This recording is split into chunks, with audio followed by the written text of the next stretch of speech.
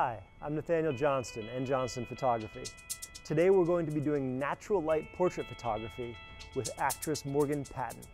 Hello.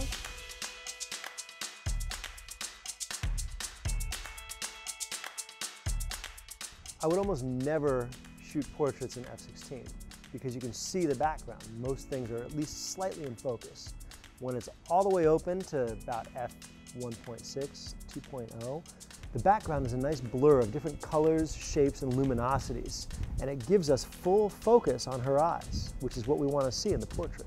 With natural light portraits, you really want to find things that reflect the sunlight in a softer way. Using the side of this glass building is not ideal, but it's actually a really good starting point for us. The light's a little bit harder than perhaps a nice softbox, but it adds good character and flavor, especially because of this urban background. And here what we did is we completely blew out the background and used the nice light being reflected from the side of this building to come right into her eyes, and you can see the reflections, a little reflection in her eye, which brings the eyes out. Utilizing your camera's spot meter is going to be key in tricky situations like this, when you've got either a really bright background or a dark background and dappled sunlight on your subject's face. I put the camera on auto ISO and it completely put her in darkness because the background is bright. So I had to dial it back, put it in manual, took it off auto ISO, and used the spot meter for the brighter spots on her face because I don't want to get any blown out highlights on her face.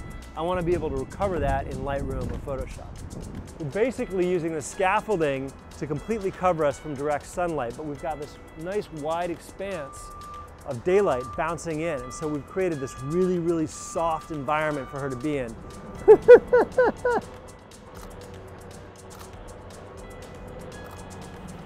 Always encourage your models to goof off because that loosens them up. And even though they're probably not going to use the silly leg up photo, you might use a close-up shot of them grinning from ear to ear. Of the three main backgrounds we've used so far, we've had green, warm, and blue as our main tones. All these are going to affect your white metering differently. If you use auto white balance, today's cameras are really good, but they're still going to get tricked a little bit. Ideally, you'll white balance every new location with a gray card or a white card to get the perfect color balance in camera right away. A lot of the time we don't have time for that, or I'm not shooting with an assistant and we're going on the fly, so I'll just want to set my camera to auto white balance, which is really good, and then do a few tweaks in post. Yeah. Thanks for watching.